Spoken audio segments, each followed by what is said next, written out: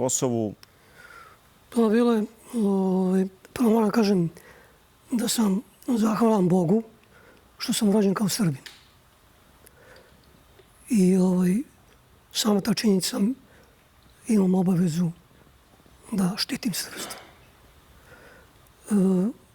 Prve moje, kažem, sukobi i neko ratno iskustvo stekao sam 1981. godine na Kosovu. Bio sam pripadnik jedne od najboljih milicijskih formacija tada, brigada policije sa Banog Brda. I mi smo u to vreme, demonstracije su počele mnogo ranije, ali zvanično najjače su bile 11. marta. Upravo 10. marta. 11. marta je održala se utakmica između Prištine i Partizana.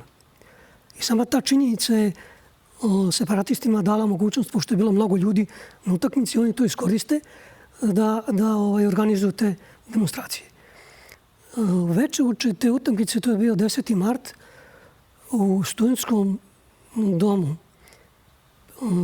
u Prištini, u sobi 310 i 312, održali su sastanak organizatori tih demonstracija.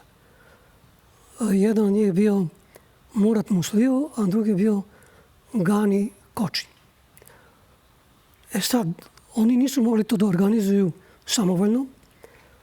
Postoje informacija da ih je organizovao Emil Kastrioti, koji je 1968. godine učestvovao na demonstracijama u Prištini.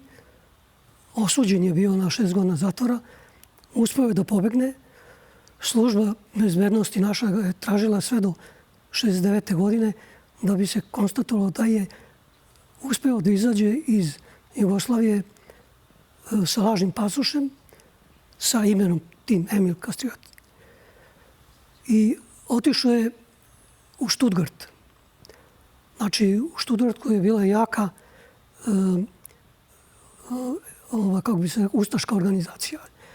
Oni su ga naravno naprimili i on je odatle, kako bih rekao, organizovao ove šiptare da dođu 10. 11. na tu utakmicu da organizuju te demonstracije.